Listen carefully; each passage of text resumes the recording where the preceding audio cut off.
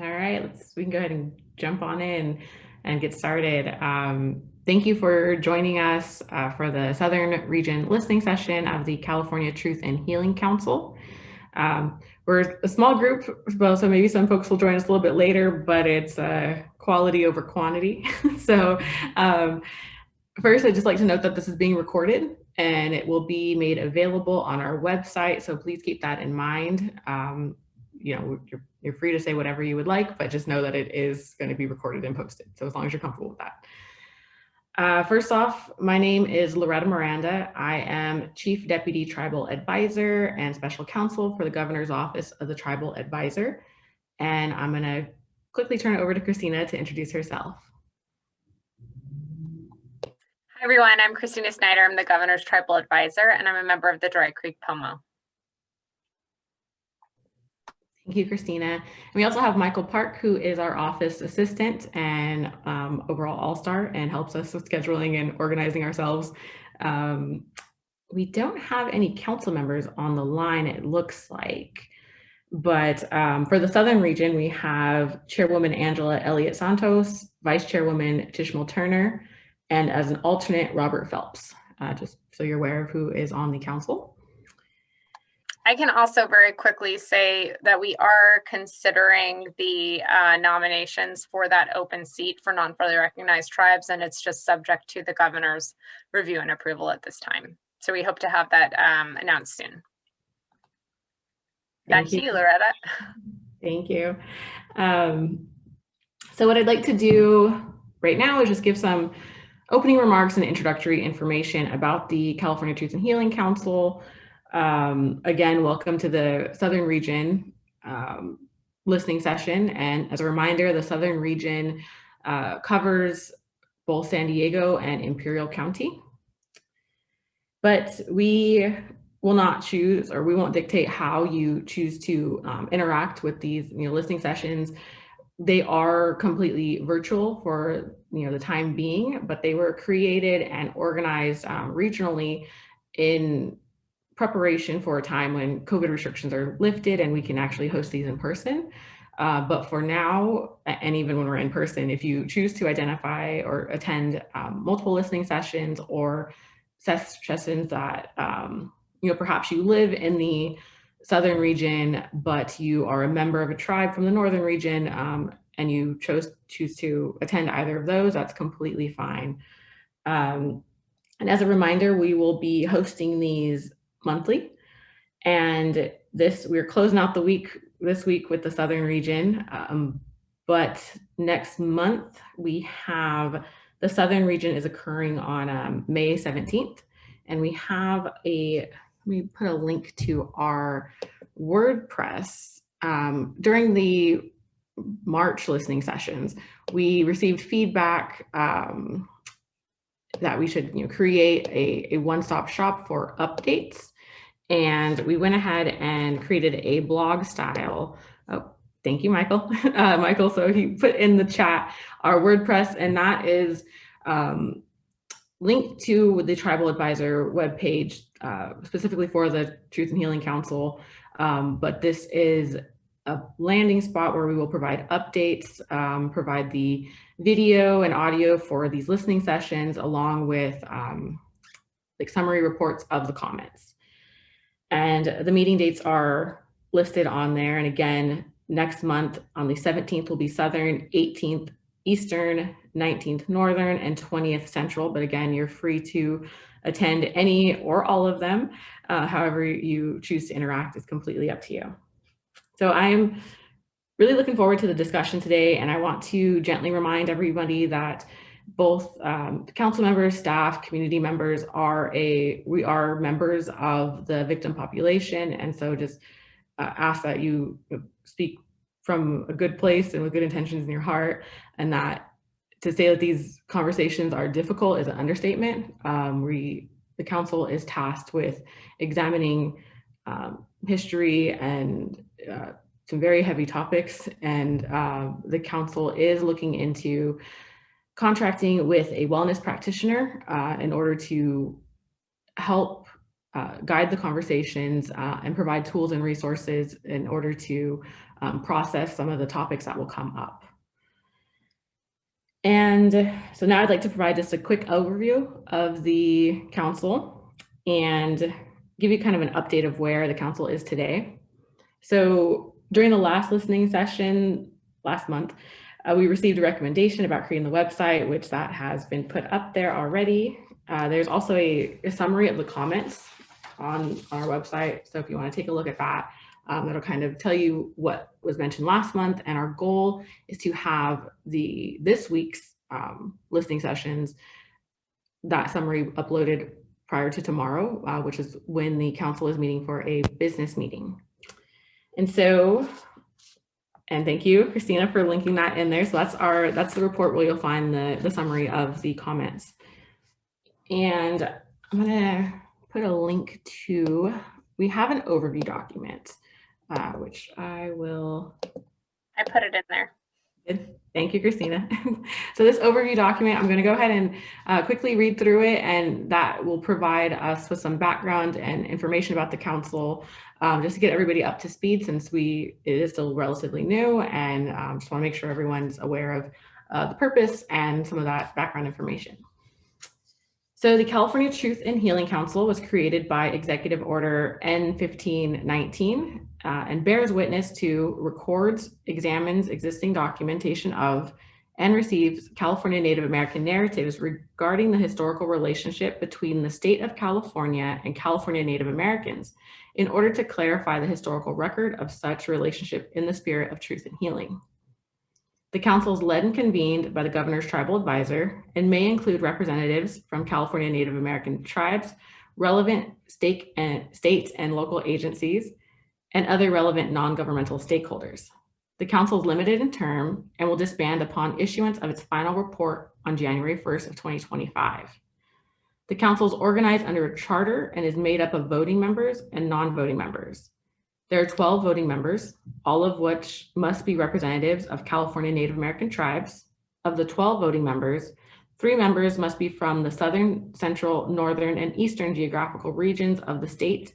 And for each of these areas, one of the 3 appointed voting members needs to be from a non-federally recognized tribe on the list maintained by the Heritage Commission. Each area also has an alternate voting member. And the council, we have draft bylaws on the website, and that is helpful to look at the definition of these regions to see which counties belong to particular regions. As I mentioned, the southern region is San Diego and Imperial County. But if you have any questions about that, you can check out the definition to see exactly which county corresponds to the regions. The tribal advisor will arrange for a time to consult with California Native American tribes before January 1st of 2024 to record, gather existing documentation of, and receive narratives regarding the historical relationship between the state of California and California Native Americans.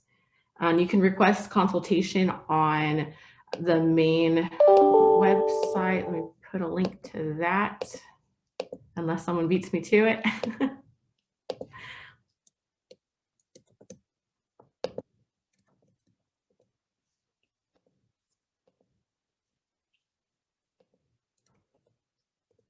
So this is the tribalaffairs.ca.gov website, and on that landing page, if you go to the bottom, there's a little box to request consultation. Right now, those consultations are happening virtually. In the future, once COVID restrictions are eased, we will be doing those in person. Because the council is the first entity of its kind in the United States tasked with such an expansive and broad-based undertaking, it is critical that California tribal governments and the broader California Native American population drive the work of the council while offering broad access and opportunities to support and amplify the work. The council is charged with performing its work with transparency, inclusion, and respect for all experiences, viewpoints, and backgrounds, and welcomes and encourages the participation of all California Native Americans, regardless of enrollment status. The historical depredations under examination of the council are part of the collective experience of peoples of California Native American descent, and their impacts are not limited to citizenship status.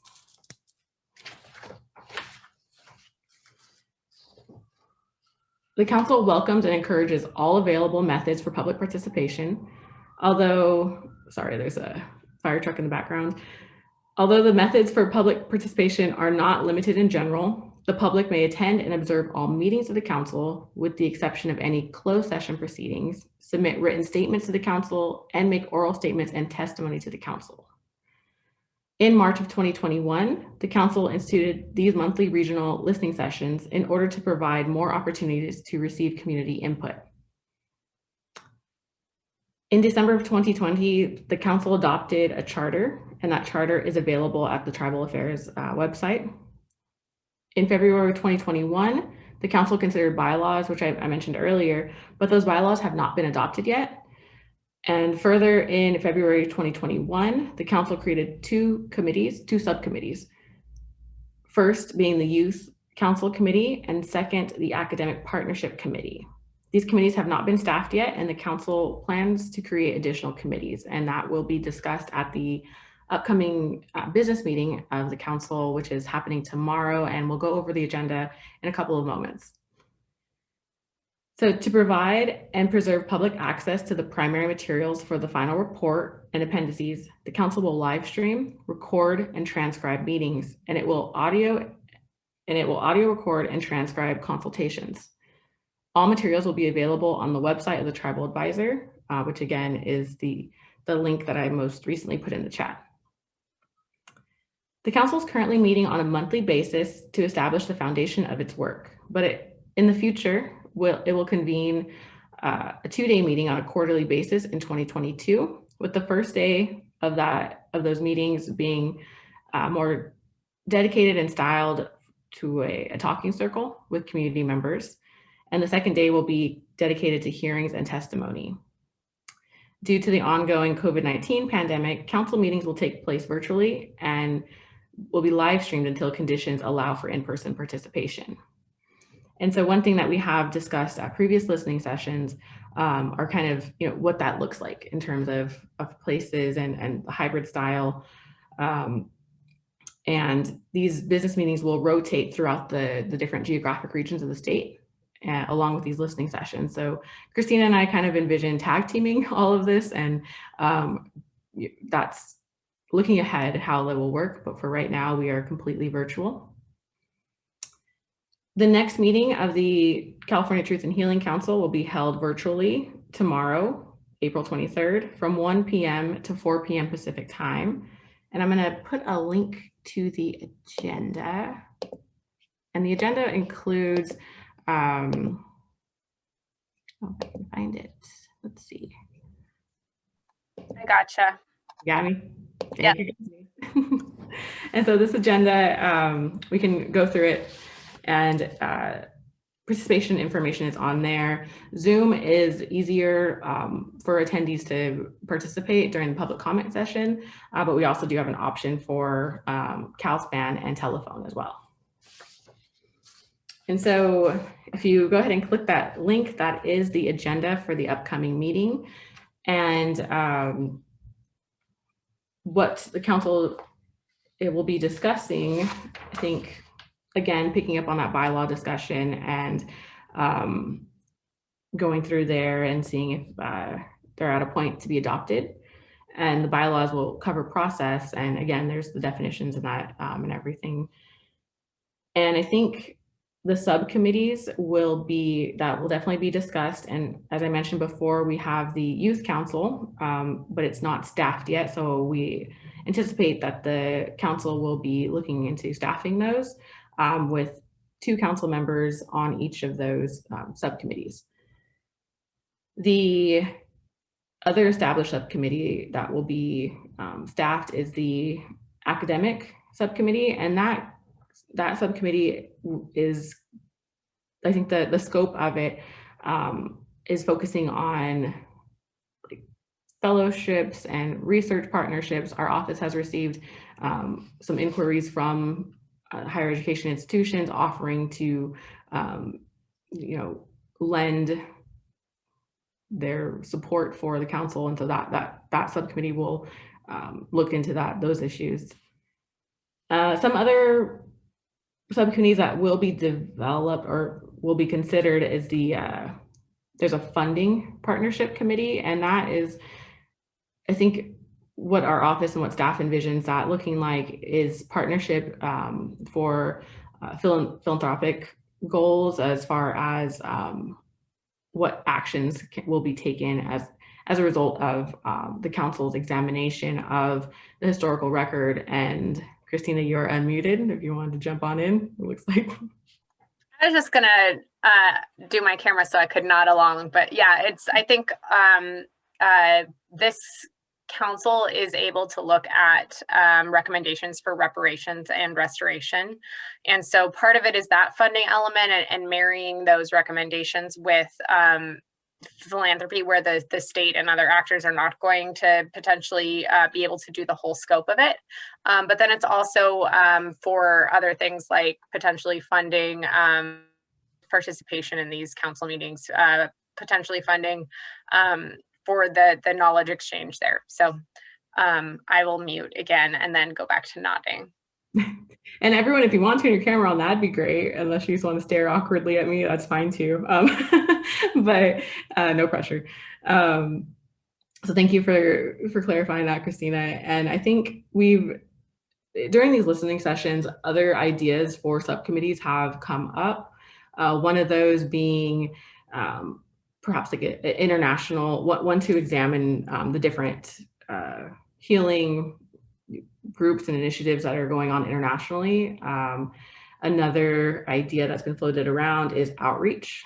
We have heard from some community members that this is still relatively unknown, and we definitely do recognize this. We're trying to be, tech savvy with our social media and get the word out, but definitely do appreciate you all being here, and please share with other community members that this initiative is very community driven. And our council, I think Councilmember Myers referred to the stage that we're at right now as a listening season. And I think it's community driven, and the community will really help guide the scope of the council. And so definitely we appreciate your assistance in helping get the word out. But definitely, I think that's a suggestion that came up, is to have a specific subcommittee on outreach. Also, we've heard a lot about identity. So perhaps a subcommittee focused on identity that could address or examine disenrollment, non-federal recognition, and the historic record of that, and the implications of or the way that tribes were historically, who determined who was an actual tribe. And so taking that historical record and then having that manifest in current federal recognition process. And so that's something that we've heard a lot about. And also the council will again consider the culturally informed wellness practitioner. We have heard from community members of a few organizations, but we're definitely hoping to hear more about that. I think we have heard that it would be nice to offer kind of like a buffet of practitioners. And so please, if you have any suggestions for any wellness practitioners, we have heard in previous listening sessions about kind of marrying a wellness practitioner with traditional healing through art. And so we're very interested in hearing if you have any recommendations for particular practitioners or programs, institutions. Definitely, please, if you have any of that information, please feel free to share it. And I think the other contracts that the council will be considering at some point is a research coordinator and a report writer. And so if you have any ideas or recommendations for folks that might be a good fit for that, please feel free to share that. And I think I am gonna stop talking now and invite everybody to introduce themselves. If you want, please turn on your camera if you prefer to stay off camera, then that is totally fine. You can also put your comments in the chat or send a direct message to us and we can address it. But who would like to introduce themselves? Please jump ahead. Because I don't think we have any council members on. No. I don't see any council members. Two things I wanted to point out, though, are on the contracts for the research coordinator and for the report writer.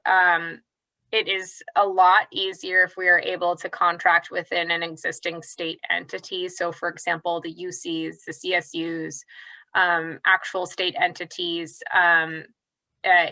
If there are folks that you know within those spaces, we would love to hear those recommendations. If you think that we should be looking in different places, also would love to hear those recommendations, or whether we should be, looking at creating short-term fellowships for that work to be contracted out as well. We are just kind of open to whatever feels right for the community. And then the second piece I wanted to put out there, because we've been getting in this community engagement some questions about, well, how will my tribe, my voice be represented in this space? And again, want to emphasize that this is direct representation. When you have ideas about how things should be or what would be most helpful for your community, we encourage you to say it in this forum, because these go directly to the council members. The council does not meet outside of the public eye. So when they're in these meetings, that's your direct engagement. And then when you're in the council meetings on the monthly Fridays, that's also, again, when they meet. So we encourage you all to be as vocal and to give whatever ideas you think that the council should be doing that would best reflect your needs and your community, both in these listening sessions, but then also in the meetings. So I'll turn it back over to Loretta. I'm going to turn it over to the whole group. If anyone would like to jump in and introduce yourself. We're a pretty small group, so I think you unmute and go for it. I think that would be appropriate.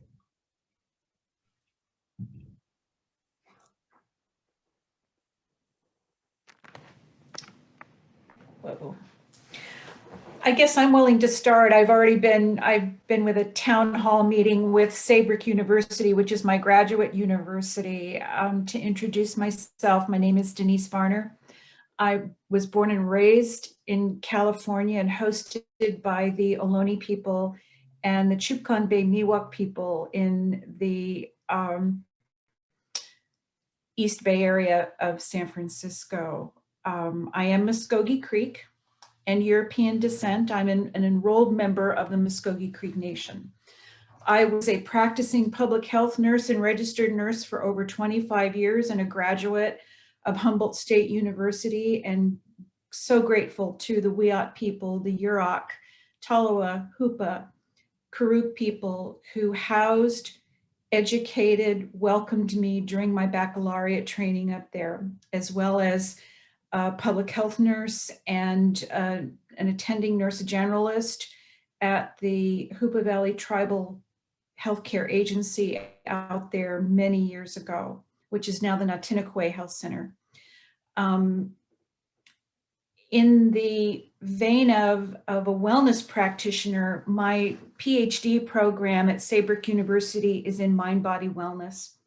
Dr. Gina Belton, who is a professor and an Indigenous woman of South American descent, is a professor in the psychology department, and she is a former public health nursing professor from Humboldt State University, still lives in Humboldt County. I was in conversation with her this morning in gratitude and connection and networking as far as human health and the health of Indigenous people is not biomechanical, it is integrative, it is mind, body, and spirit. And that is the reason why the two of us are deeply connected to Saybrook University, which enhances all of that and believes in that. And that is the focus of the mind-body medicine program, in which I'm enrolled in a master's and a PhD program there. All I can do, the two of us were very interested in working with the California Rural Indian Health Board, which I realize is it has some arm into Southern California and has some affiliates in Southern California, but that area is neglected.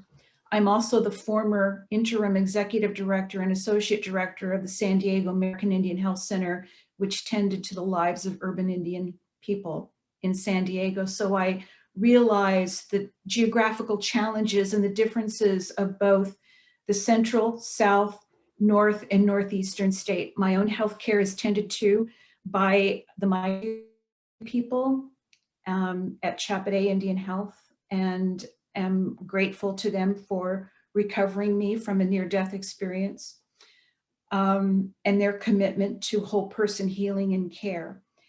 In a fragmented, dominant society, Indian people have suffered greatly in separating out their spirits from their minds and their bodies, being treated as separate entities in the dominant Western biomechanical medical system. And it has helped, but it has also harmed.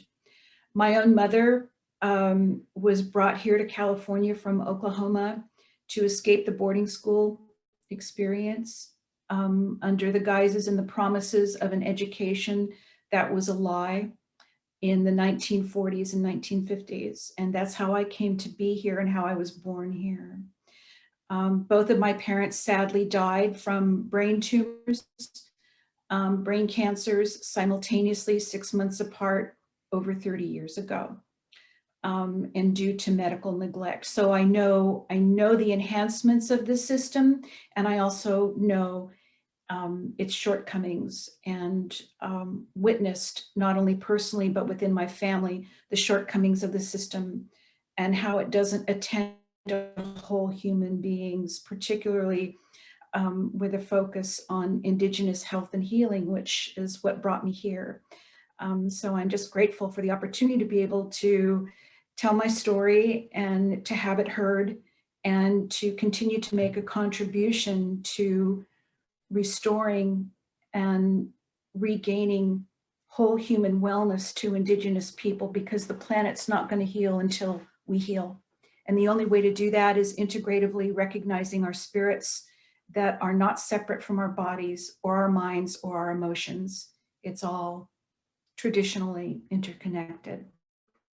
I also come from traditional healers. Both of my grandfathers, my grandfather and great-grandfather, were traditional Muskogee Creek traditional healers. They didn't call themselves medicine men, but they held the songs and the prayers and the stories and the knowledge, the plant medicine knowledge, to heal not just my mother and my family, but the entire community of the Kialigi tribal town in Oklahoma, in Wetumpka, which is named for the traditional ceremonial grounds of Wetumpka, Alabama, which we were removed from forcibly. So if there's anything that I can do in the way of referral, I have a lot of active networks involved in the healing process. So that's the information that I would like to share with you openly and freely. Thank you. Thank you, Denise. That's really appreciated. And if you want to send me your email address in the chat, maybe that way we can have you as a resource. And I think you said it was Saybrook University, correct?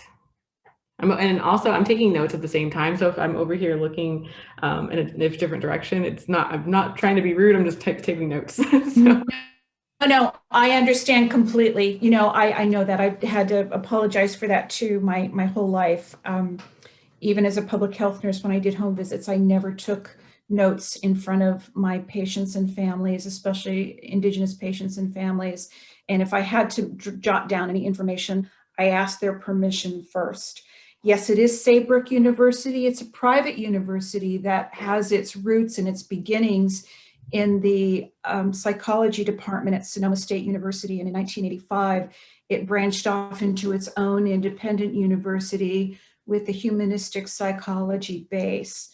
And I am there for a lot of moral reasons and also for the fact that Humboldt State University's nursing program went through some egregious processes even while I was there being educated as a young nursing student, in that it was fighting for its life because it was one of only 16 integrative, multidisciplinary nursing programs in the country that sadly now have depleted from 16 down to 6. And I know what my professors were up against with the California Board of Registered Nursing in trying to increase the professionalism of the profession, in it being multidisciplinary, that it drew from psychology, sociology, social work, in addition to medical sciences. And there were a lot of students there that didn't understand integrative health and why it was critical to look at a whole person as a community, as a psychological, social, cultural dynamic interacting with that community. And that program is trying to restart, but under the Department of Kinesiology, which is kind of abandoning the science of nursing. It is an art and a science. And but sadly, that's kind of what's happened in the entire country to the profession of nursing. So, and I fought really hard to stay in it, but I couldn't anymore because it was literally killing me. But yes, Saybrook University is a wonderful collection of incredibly integrative thinkers and healers in social work and psychology and in mind-body medicine. And I'm so profoundly grateful to have found them. They did have a campus in Oakland, but during the pandemic, they closed that campus and they have only one open now in Pasadena. Everything is done virtually for now, but hopefully in the spring of 2022, there will be residential intensives held in San Diego, actually. So there will be a block of rooms that they're planning for, holding for those of us in our cohorts to gather there and to meet in person and to have didactic interactive training and meetings going on for, I believe it's 7 to 10 days. So yes. And if they're linked with any state university, I would be happy to let you know. I think that UC Davis Family Medical Program is the only integrative health sciences program for medical students in the state of California at this point that I know of. UCLA might be a little bit different. I'm not familiar with it as much as I am with UC Davis and the physicians that are graduated from the family medical practice and community practice program there. But it's unique. It has a sister program in Minneapolis and Minnesota that is integrative. And I think those are the only ones of their kind in the United States. So, and I will give you my email address. Thank you. Thank you, Denise. Definitely appreciate you sharing all of that information with us. My pleasure. And I did want to, so I see at the chat, we have Cynthia Pinto introducing yourselves, welcome. And Kathy Corey pointed out a resource, which is, I think it's called the Redline Project. And thank you for pointing that out. I know that the Redline Project, there was a soft launch, I think on the 12th. And that is a program, and this is just me going off the cuff. So it's a mental health hotline for Native people that is staffed by Native practitioners. I think they did a soft launch and then they were going to do a larger rollout eventually. So thank you for pointing that out in the chat. And I am going to stop talking now and invite somebody else to introduce themselves. And maybe if you want to speak to your ideas for a subcommittee scope, or if you just have something to share, please go ahead and do that at this time.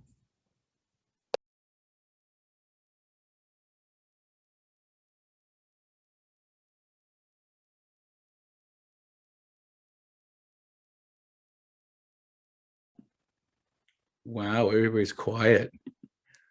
I'm actually going to turn my camera on this time. There we go. I'm actually ready to go to, well, kind of. Anyway, hey, Robert Levi, Torres Martinez, band of Desert Korea Indians. And I'm just here to talk about education. And I think you guys are mentioning most of the, what was being of subcommittees. And again, I've been here for 3 days. And this is my 4th day. And you really need to mention the educational part, K through 12. I think there needs to be a subcommittee that addresses the students, California Indian students K through 12. And I'm basically, again, talking about AB 1554, which Christina has heard for 3 days and you've heard for 2 days. And now, once again, we're trying to get people to, especially tribes and the people out there just to help us get this bill through the assembly. It's James Ramos, who is, again, the representative from my district, the 40th district, and he's the only voted in California Indian to the state assembly. He's sponsoring the bill. And I'm also running it through the California Teachers Association. The American and Alaska Native Caucus has sponsored or backed the bill. We are in conversation for CTA to do the same.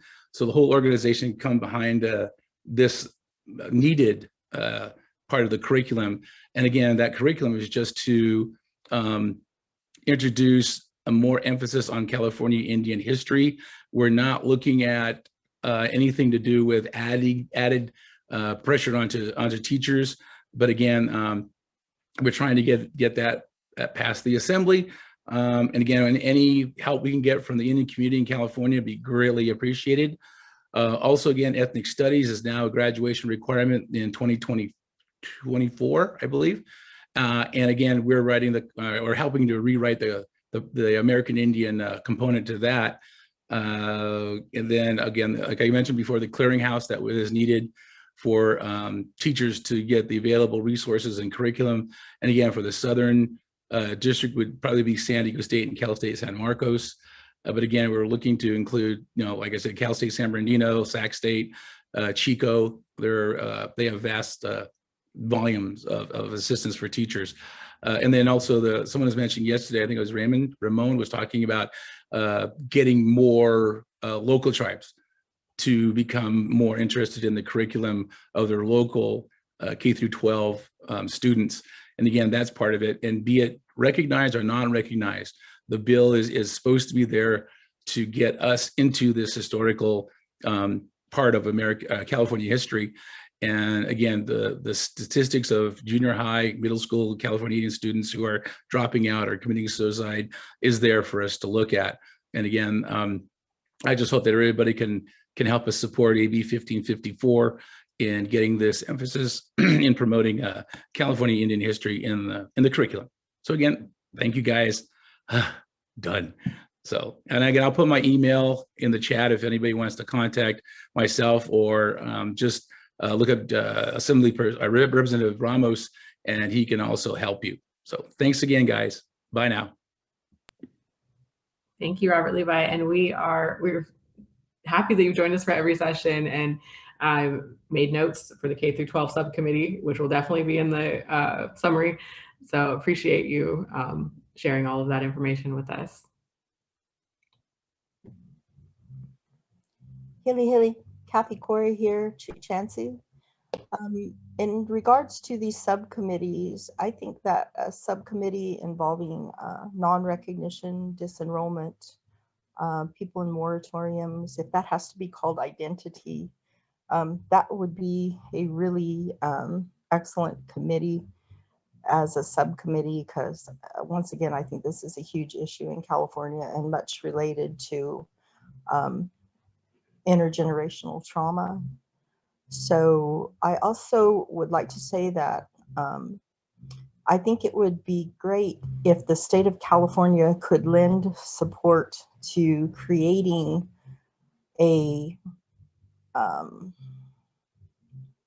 category for California Indian people in general that prove descendancy, that may have been disenrolled or their tribes are unrecognized, as a way to get resources to people that currently should have them with the trust responsibility that, you know, the federal government and the California government have to Indian people.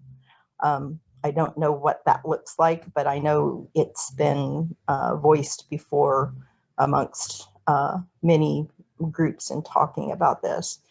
And also through the state of California system and the UC system, if a scholarship program could be developed that was not based on one's enrollment in a federally recognized tribe, but instead based on descendancy from California Indians, I think that that would also be a really excellent place to focus on. So thank you very much. Thank you, Kathy. And if you have a suggestion for even just a name for the committee or proposed committee, I think we have it under identity, but if you have any feedback on perhaps a different title, something that captures it better, we're definitely open to that as well. Yeah, that's a difficult one to capture because it entails so many different groups, but I think it's a great start, and I really appreciate that you taking the time to look at these issues because they're important. So thank you. And thank you for sharing and for your input.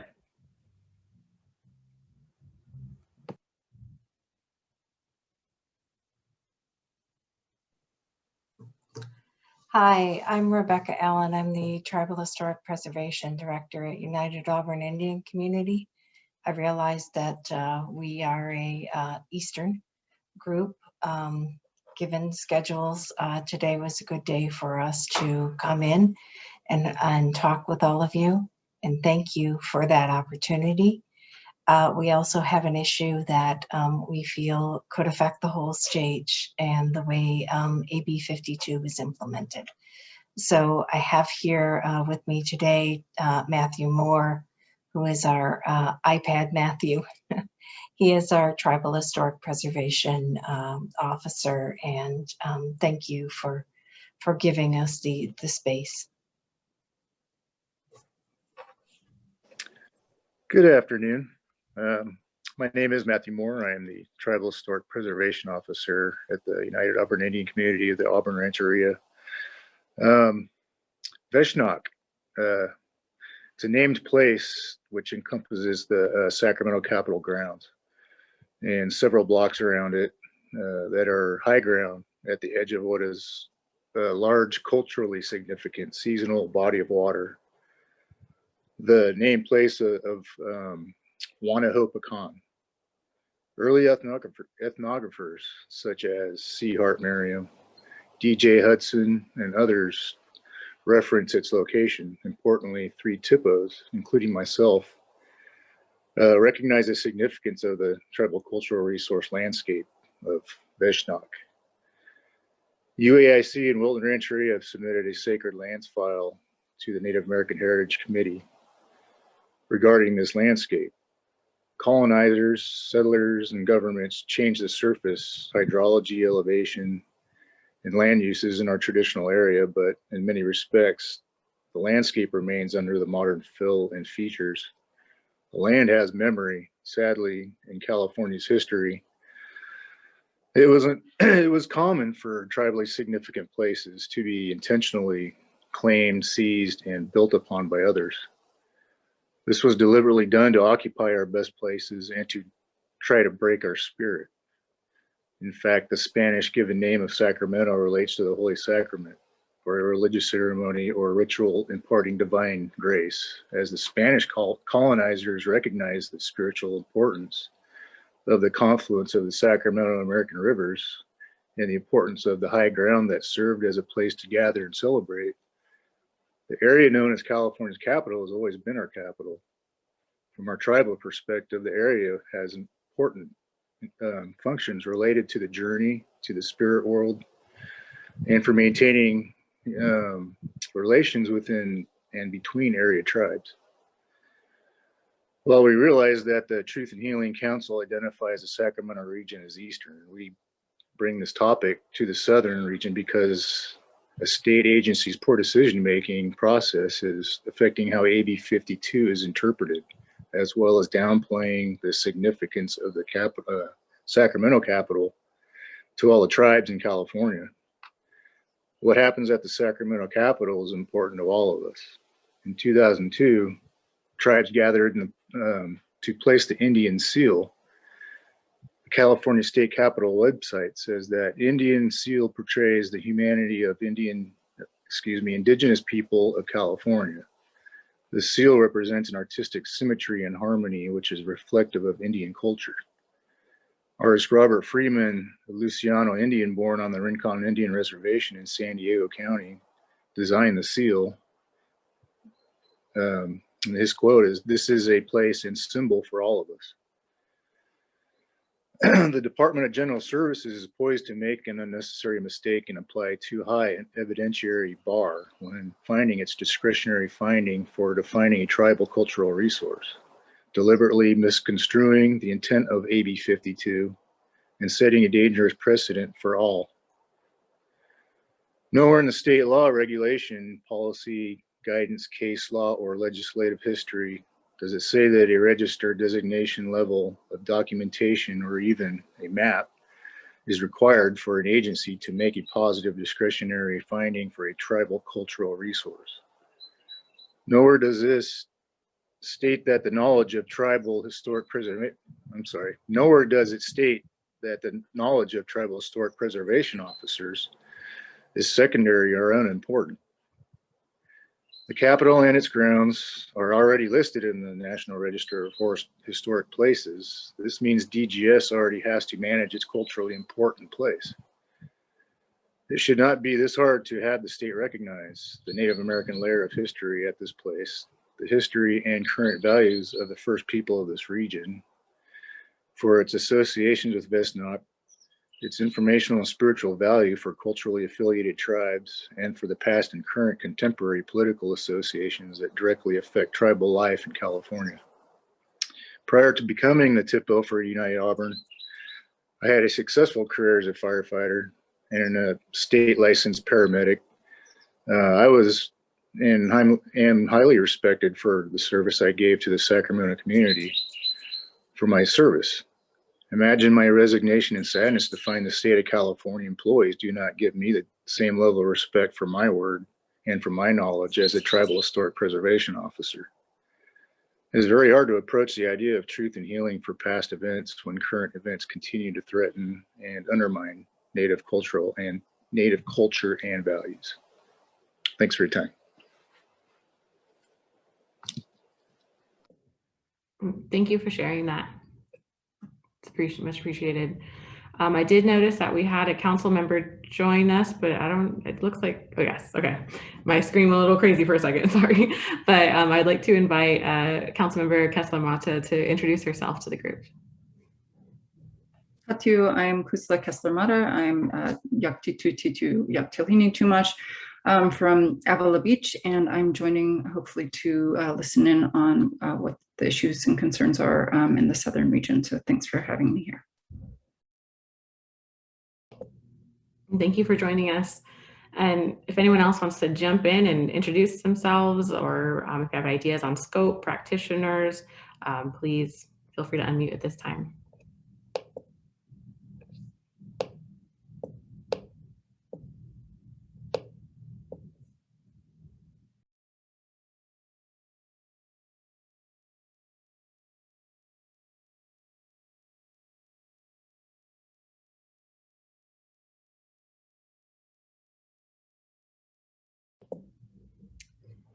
And I think I mentioned earlier about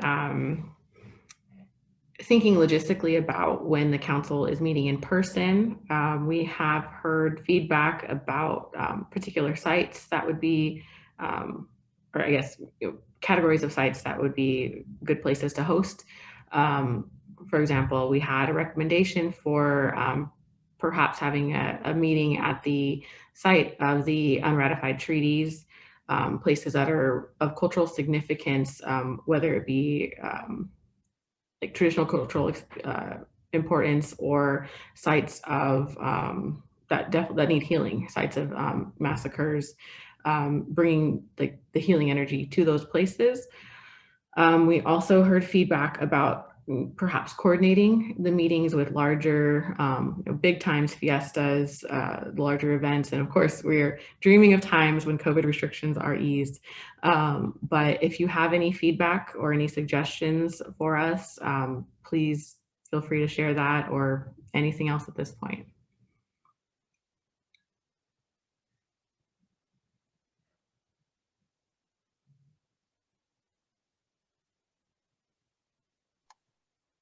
Loretta, we've got a couple of raised hands. So I know Lindsay Perez has her hand raised. Yeah, hi everybody. My name is Lindsay. I'm a Tongva Gabrielino native.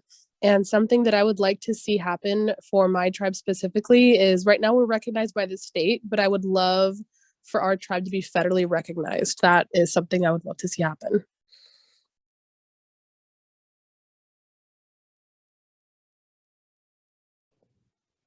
Thank you for sharing that. Yeah, I don't know. I can't Zoom properly. I don't know when people are raising their hands, so I apologize. And thank you, Christina, for jumping in. And Lindsay, if you have any other feedback or recommendations on the federal recognition, I think in the past we've heard about presenting, comments to the council about help with like the financial assistance with federal recognition. I think remembering a quote from a community member said that, bake sales won't cut it, that it's a long process and very costly. But if you have any specific feedback, that would also be helpful. But thank you for sharing that. Yeah, I'm happy to share. It's an issue that's close to my heart. You're right. It is such a big ask.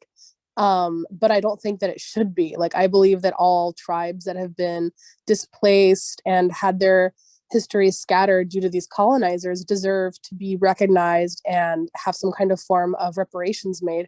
Personally, I think that in addition to being federally recognized, the Tongva also deserve to have their land back, specifically the land of Puvanga, which right now is currently being occupied by a large portion of Long Beach, of the Long Beach, Cal State Long Beach. And we've been fighting against them for the last, 30 years or so, 35 years, trying to protect the last of the sacred sites. It was actually 22 acres of land, and they built over most of it. And now I believe it's about 6 acres that's left, that was supposed to be left untouched, was recently, they just keep putting dirt onto it and doing construction and desecrating whatever sacred site is left. And it's actually a burial site, and they had plans to turn it into a gravel parking lot.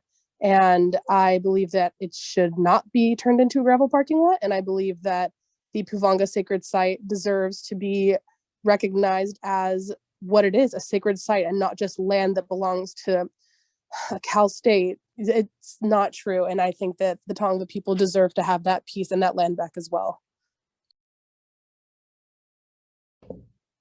And thank you for sharing that.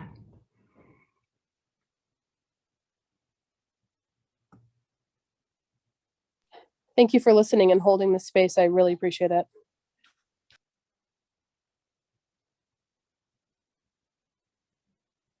And Elizabeth, I see that your camera is on. I don't know if that was a hint of you wanted to introduce yourself, but go ahead and jump on in if you'd like. Thank you so much. My name is Elizabeth Morrell, and I have been living for almost 40 years in Monterey Bay area, Northern California.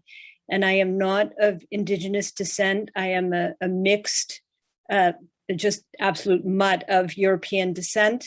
And I have been committed and standing for Indigenous rights worldwide, and in particular in California, in particular Northern California area, for decades. And in particular in this time, I have been working to assist the local tribe in that area, which is Ohlone-based Awaswas, what is currently now the Amamutsun tribal band, and in particular standing to assist them in the protection of their most sacred site, which is known as Uristock, which is now proposed for open pit mining by a private interest that acquired it. And so this has been that area is the last real remaining untouched site and has been really for decades in one development proposal or another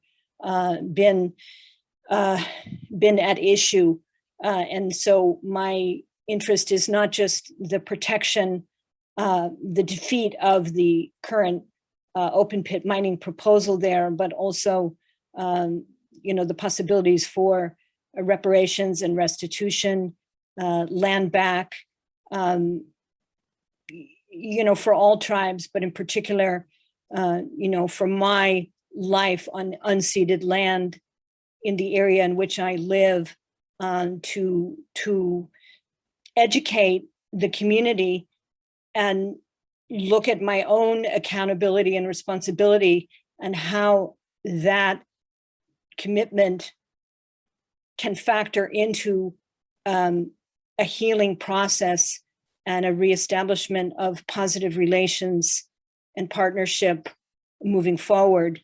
And I really have been very moved and developed an awareness recently that as Valentin Lopez, the chairman tribal elder of the Amamutsun tribe, has said to me directly, that the tribe cannot heal without the perpetrators healing, and acknowledging and taking responsibility that actually I am part of the perpetrators. I am a descendant of the perpetrators, and beginning that work in my community.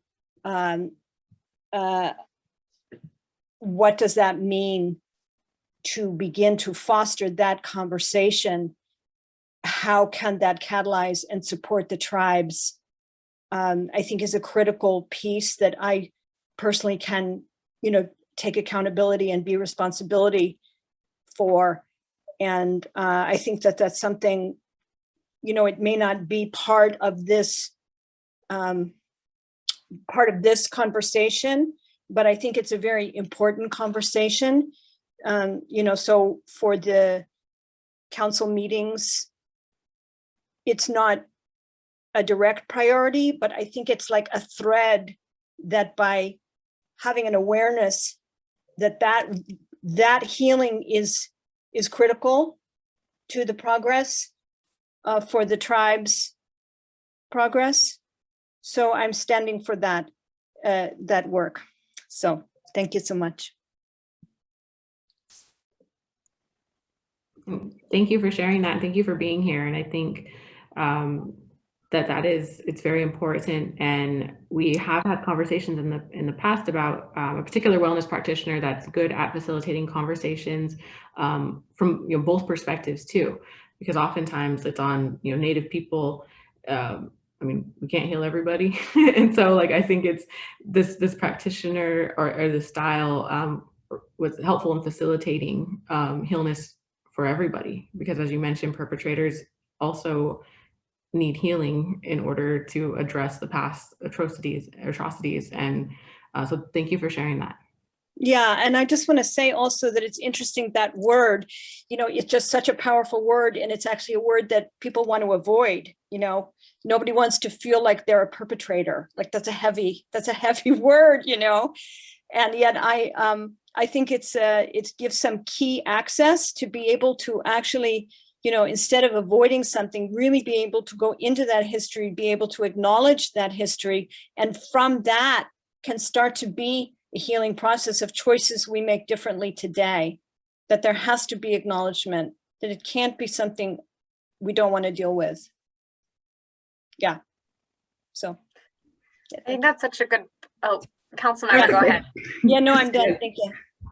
Christina, did you want to say something? Sorry. Sure. I was just going to say that it's interesting because we've had some of these thoughts in the context of diversity, equity, and inclusion, and how the conversations can be difficult and made more difficult because of the privileged party feeling attacked when it's really just an acknowledgement of this ongoing privilege that needs to kind of acknowledge itself in order for there to be space for other people to be seen, be included, have that equity. And so part of what Loretta was talking about is we've had suggestions about groups that can help people prepare to engage in that space without feeling like it is a direct and feeling like they have the tools to understand that accountability does not mean that people are hate you or upset with you, but that it's an essential part of this process together. And council member, you also had something you wanted to say.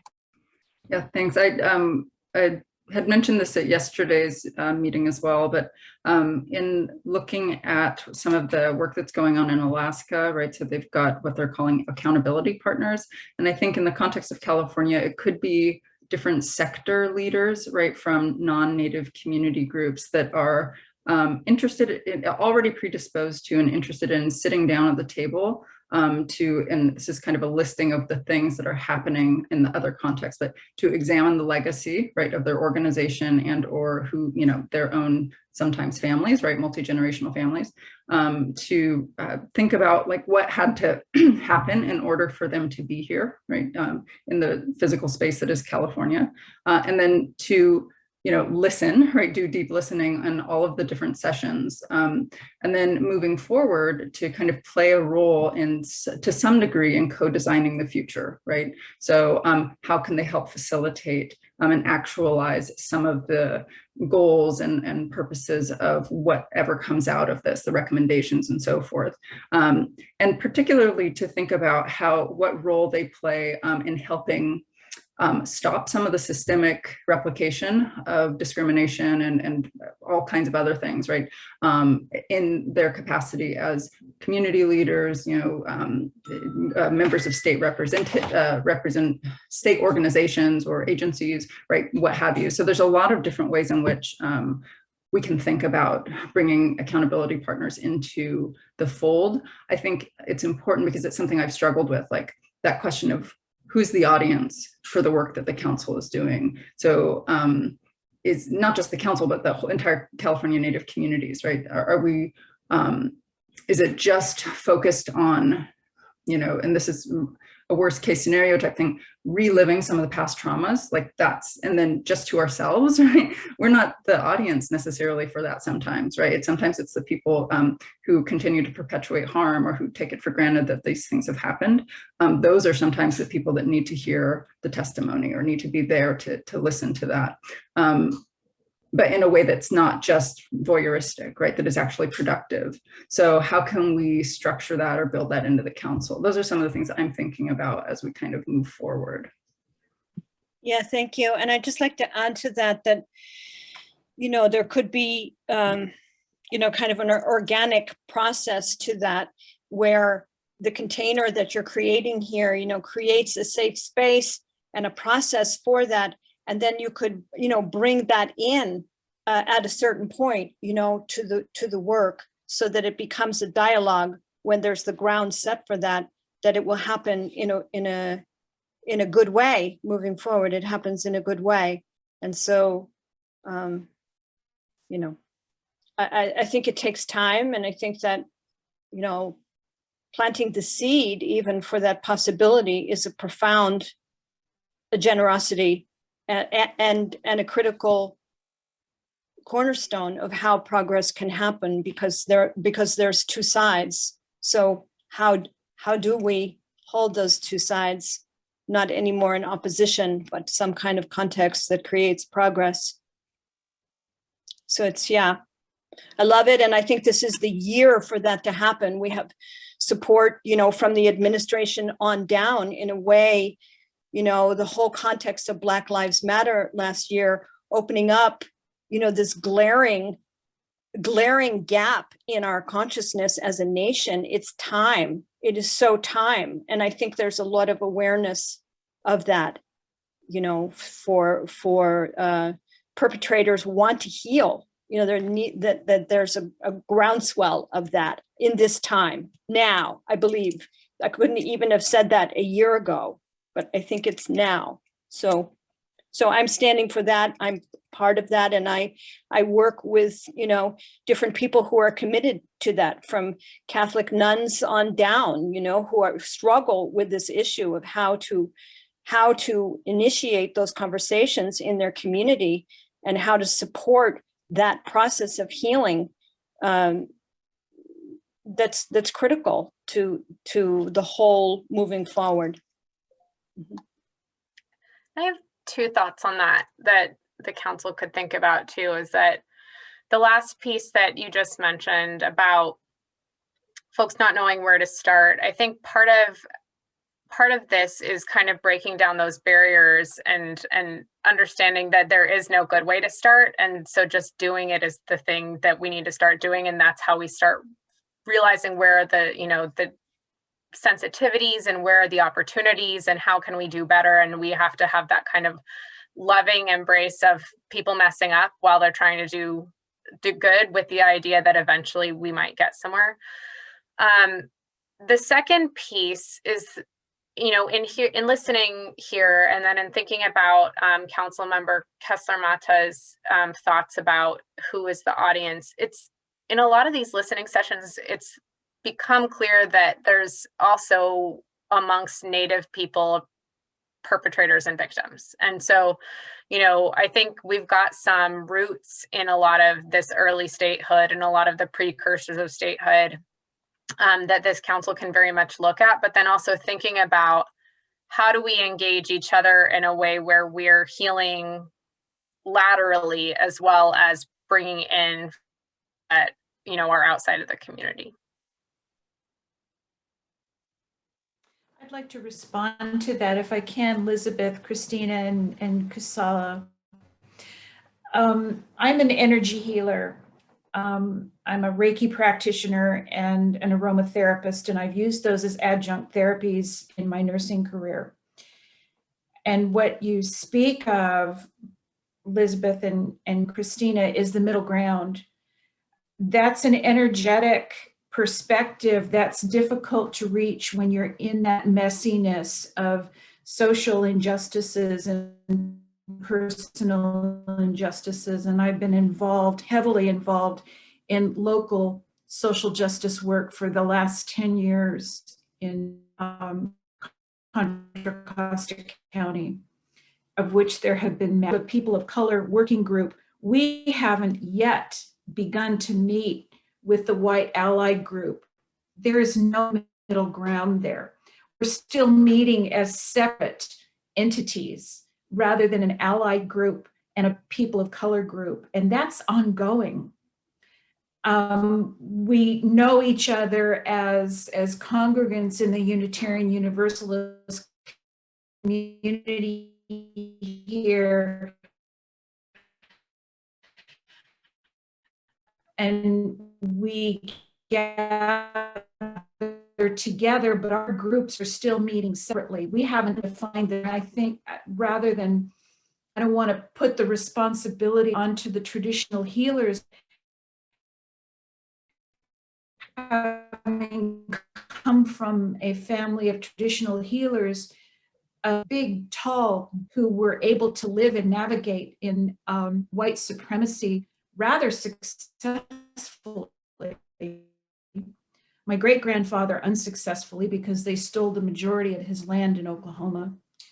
But my grandfather and grandmother, at least here in Contra Costa County, were able to hold me, a white-looking little baby girl with red hair and blue eyes, calling them their blue-eyed, blonde-haired, white-skinned Indian baby, to everybody who welcomed them in Dublin, Danville, Alamo, and Walnut Creek in that time. However, my parents weren't even able to legally marry until 1978, and they had to keep that a secret. And that my mother carried that unspoken fear with her to her grave. It's a very hard issue. Because of the content of my character and who I am and how I was raised, I've been able to move in all closed communities, whether they be Native American communities, California indigenous communities, if they're immigrants from Somalia who are shamed for being Muslim. I've been able to move in those communities with ease because of who I am, because of my indigenous background and how I was raised, but primarily by my mother's parents. And that was the tradition that I was raised in. So that may be a role for a traditional medicine person, a traditional healer, hopefully from California, that has that knowledge and that wisdom to bring to the table, to occupy that middle ground, to be able to teach people how to heal. And it's not pretty, it's messy.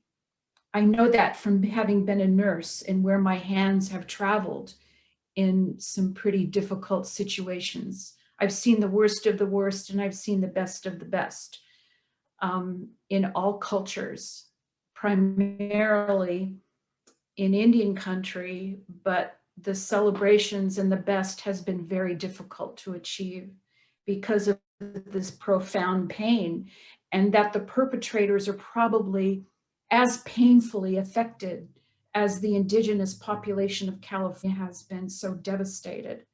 So when pain meets pain, you need someone with the gifts and the wisdom of healing and those traditions to be able to navigate that energy, because it's not a finger pointing you versus me, or my pain is worse than yours.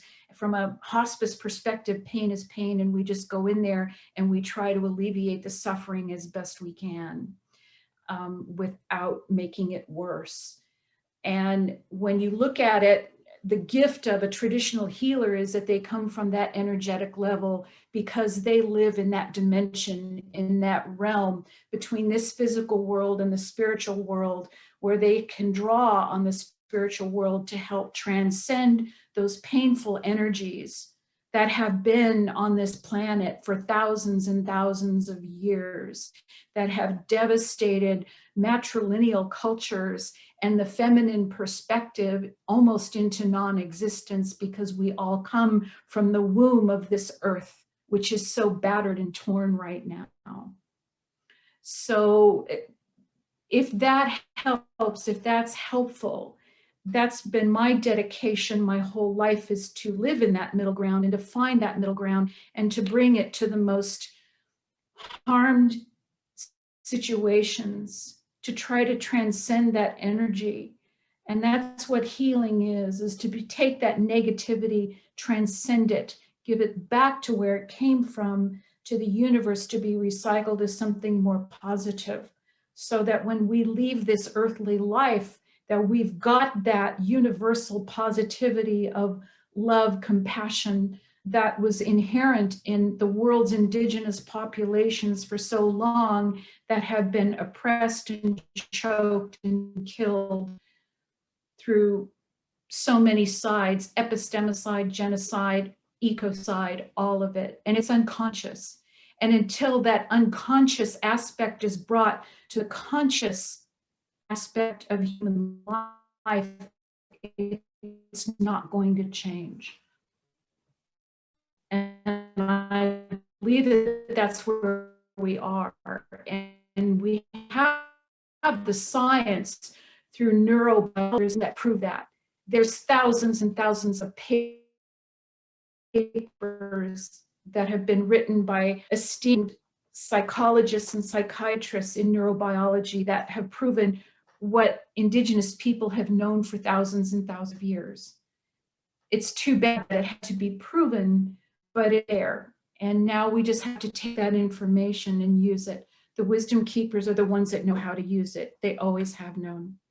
So thank you. I hope that that helps. Yes, thank you for sharing that.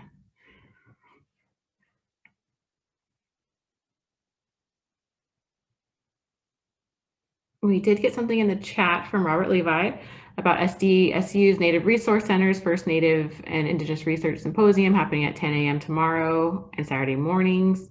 That's in the chat. Thank you for sharing that, Robert.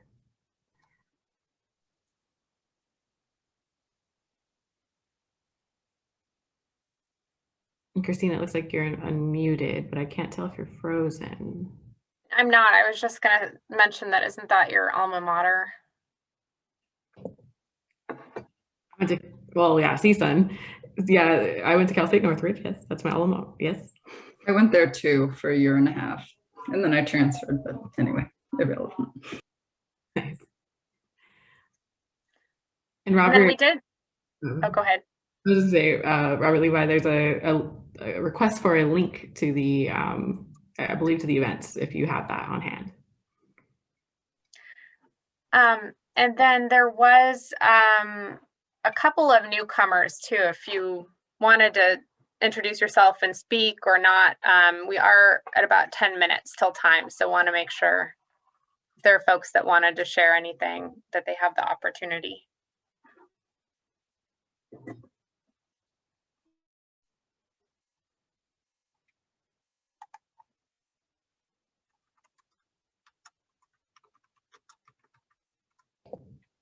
And we'd love to hear feedback on scope, subcommittees, or wellness practitioners, recommendations, or anything you have to share. So it looks like Kathy has unmuted.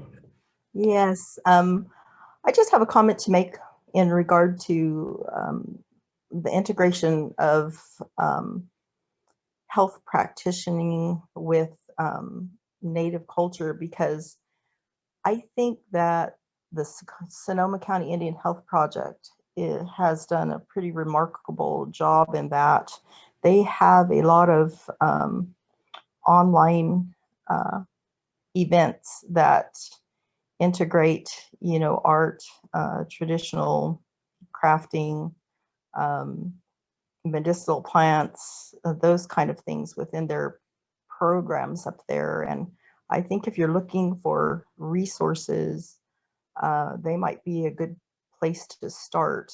I know that Bonnie Lockhart, Mayo Marufo,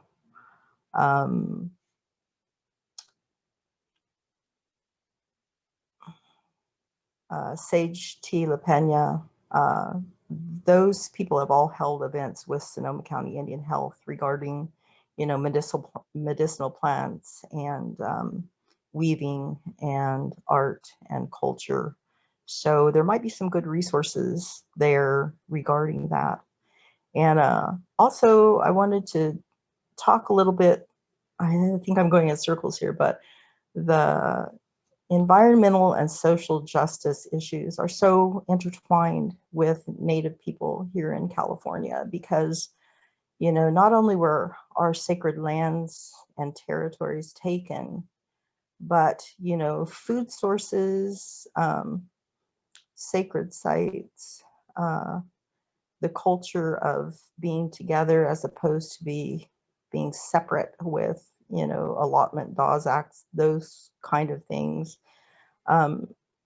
That has really precipitated a lot of the lateral violence I feel is going on within, tribal communities in regard to things such as disenrollment, non-recognition, because there are many federally recognized tribes that actively are fighting against other tribes being federally recognized. There are tribes fighting against other economic opportunities for other tribes. There are tribes that, are really violating the tribal civil human rights of their own people through disenrollment with lateral violence or, oppression with voting, et cetera. And I think that, it is correct that we need to address the lateral violence of the perpetrator and the victim within tribes and, on the outside of tribes in order to fully heal our communities. So that's about all I got to say, but thank you very much. Thank you for sharing that, Kathy. It's really important. Thank you.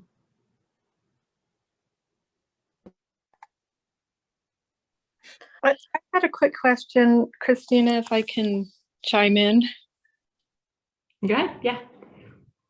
So I guess for me, I'm just trying to figure out, as I've watched a couple of these listening forums.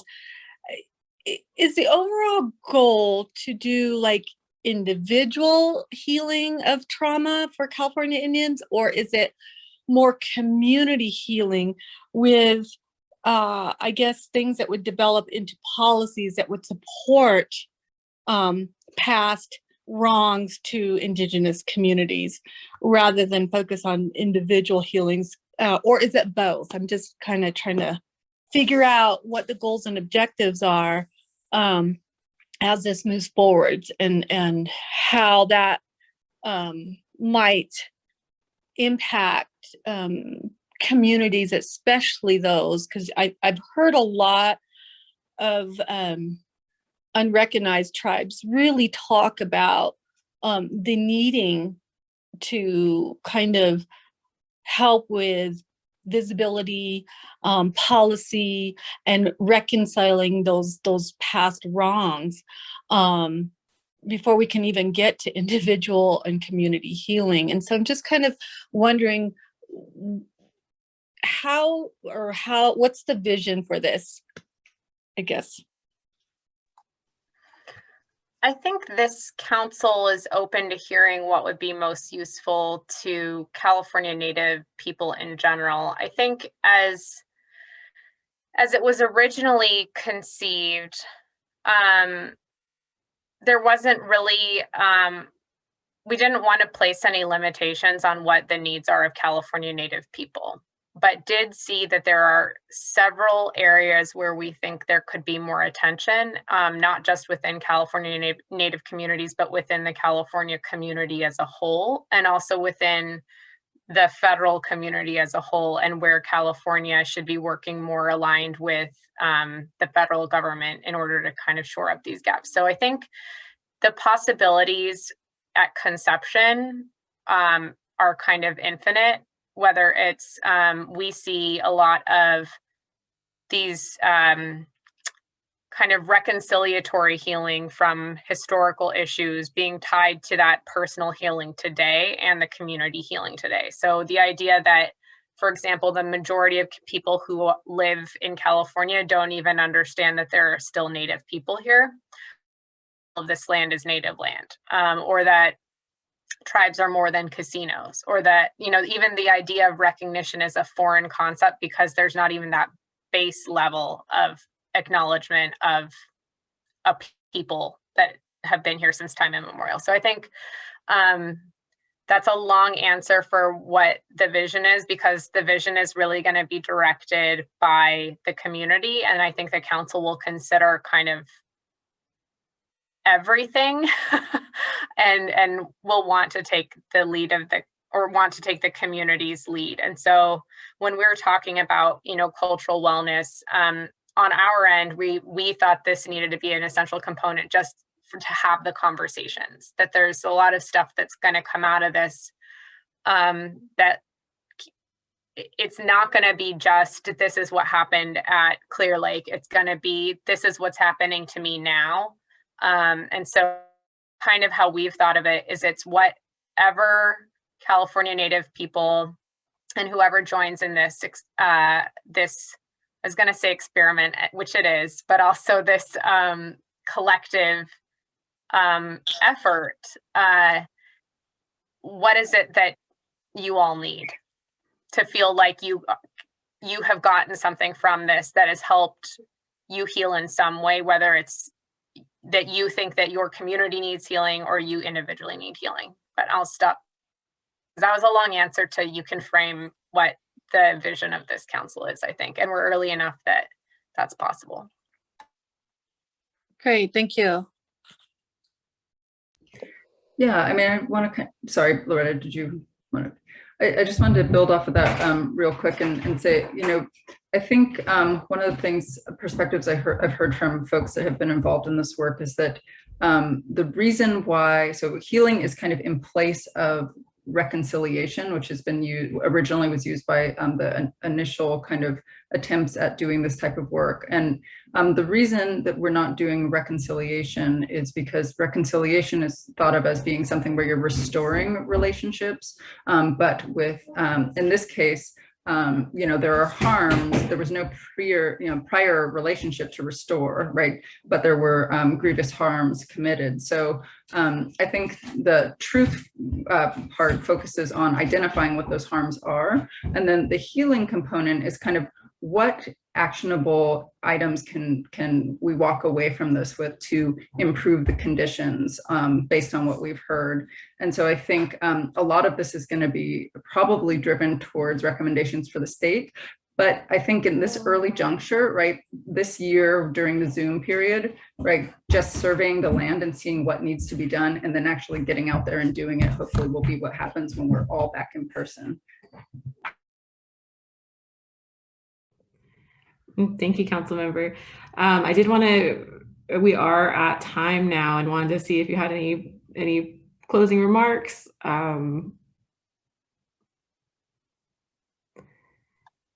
Or Christina, you want to jump in? I'll say one thing because this brings a good point is I think when we conceived of this, it's because of our visitor that Councilmember Kessler-Mata just had, is that we're trying to break these cycles and we're trying to heal so that future generations don't have to continually be the educators, be the bearers of emotional workload, be people that have to continually remind people that, yes, this is what a California Native person is, and no, like it's not less valid because it's not something that you preconceive watching something on TV.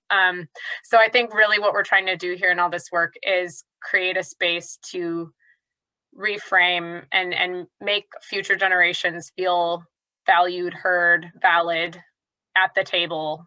But it's a big lift. So beginning, middle, we're in the middle of a big movement. And now, Councilmember Mata, it looks like you might be in a better space to do closing remarks.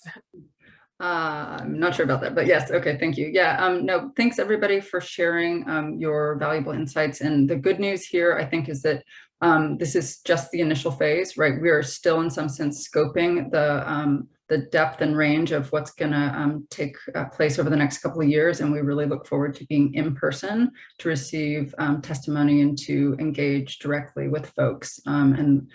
This has been a slightly alienating process over Zoom, but we're really looking forward to getting out to the community, hopefully in the next phase of this. So thanks for coming. Yeah, and thank you all. And again, as a reminder, we have our business meeting tomorrow of the council. That login information is on our website, and we hope to see you there. And thank you again, and hopefully we'll see you next month.